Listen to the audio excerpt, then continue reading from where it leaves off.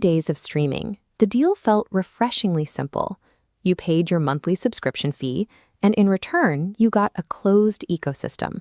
No commercials, no tracking, and no advertisers looking over your shoulder. You were the customer.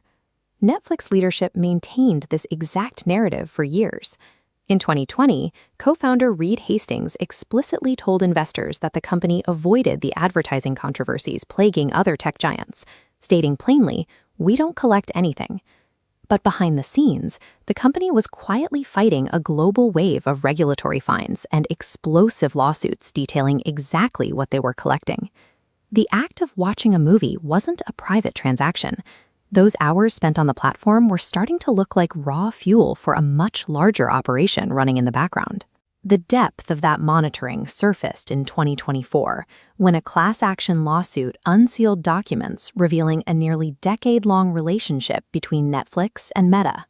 This flowchart illustrates the integration. Netflix allegedly accessed Meta's Inbox API, gaining power to read and delete users' private Facebook messages. Netflix used this to hyper-target algorithms, while buying millions in Facebook ads to feed behavioral data back to Meta. Meta executives aggressively denied sharing private messages with Netflix, releasing public statements that directly contradicted deep investigative reporting by outlets like the New York Times.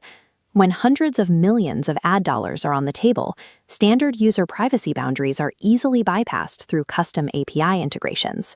While those lawsuits moved through U.S. courts, regulators in Europe were already taking action. In December 2024, the Dutch Data Protection Authority concluded a multi-year investigation and penalized the streaming platform with a €4.75 million fine.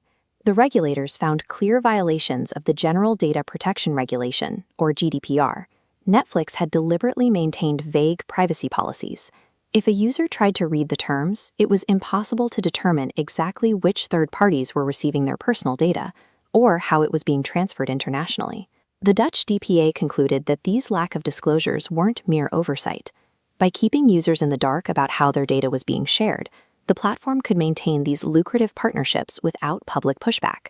The most aggressive legal challenge came in May 2026, when the Texas Attorney General filed a sweeping lawsuit accusing Netflix of deceptive trade practices. This data visualization shows the operation's scale. Every click, abandoned series, and device is tracked, logging an astounding 5 petabytes of behavioral data daily. This haul included data from kids' profiles, allegedly feeding children's viewing habits directly to commercial brokers like Experian and Axiom. The lawsuit specifically targeted dark patterns, design choices like autoplay. In the state's view, these weren't just for user convenience. They were engineered to maximize the time users stayed on the platform, creating a continuous stream of behavioral data for Netflix to log and sell. Product design choices that appear as user conveniences double as tools to feed a highly lucrative surveillance machinery. Back in 2016, an engineer at the company stood on a conference stage and gave an incredibly accurate description of the platform.